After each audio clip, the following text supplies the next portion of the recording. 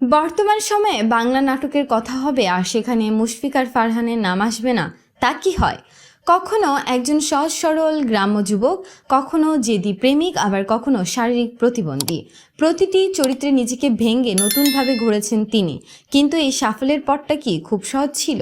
অভিনেতার বাস্তব জীবন সম্পর্কে জানতে ভিডিওতে লাইক দিয়ে শেষ পর্যন্ত দেখতে থাকুন।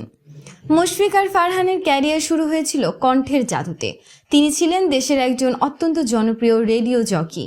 রেডিও ফুর্তিতে আরজে ফারহান হিসেবে রাত জেগে হাজারো মানুষের গল্প শুনেছেন তিনি। আর মনের কোণে সুপ্ত ইচ্ছা ছিল অভিনেতা হওয়ার। 2016 সালের দিকে ভালোবাসা অভিযান নাটকের মাধ্যমে ছোট পর্দায় তার অভিষেক ঘটে।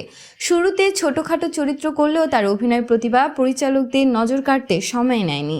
ফারহানকে বলা হয় বর্তমান সময়ের মেথড অ্যাক্টর। তিনি শুধু অভিনয় করেন না, চরিত্রের ভেতরে ঢুকে যান। বিশেষ করে সুপারম্যান নাটকে একজন পরিচ্ছন্নতা কর্মীর চরিত্র অভিনয় করে তিনি সবাইকে তাক লাগিয়ে দিয়েছিলেন। এরপর ল্যাদ, পার্শ্ব চরিত্র, অ্যাওয়ার্ড এবং জানবাজের মতো নাটকগুলো তাকে জনপ্রিয়তার শীর্ষে নিয়ে যায়। তানজিন তিশা, কেয়া পায়েল এবং তাসনিয়া ফারিনের সাথে তার জুটি দর্শক বেশ পছন্দ করে। বিশেষ করে ট্র্যাজিক বা ইমোশনাল দৃশ্যে তার কান্না দর্শকদের চোখ ভিজিয়ে দেয়। পর্দার বাইরে মুশফিক আর ফারহান কেমন? বাস্তবে তিনি অত্যন্ত বিনয়ী এবং একজন ফিটনেস সচেতন মানুষ। তার জন্ম ও বেড়ে ওঠা সিলেটে। তিনি অভিনয়ের পাশাপাশি নিজের লাইফস্টাইল নিয়ে খুব সচেতন।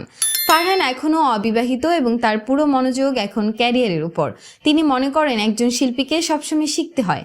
শুটিং সেটেও তিনি খুব পরিশ্রমী হিসেবে পরিচিত। বড় পর্দায় তাকে দেখার জন্য ভক্তদের অপেক্ষা এখন তুঙ্গে। শূন্য থেকে শুরু করে আজ তিনি লাখো হৃদয়ের স্পন্দন।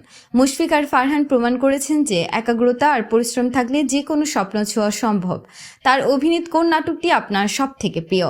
লিখে জানিয়ে দিন কমেন্ট করে। পরবর্তী ভিডিও সবার আগে পেতে সাবস্ক্রাইব করুন আমাদের চ্যানেলটি। ধন্যবাদ।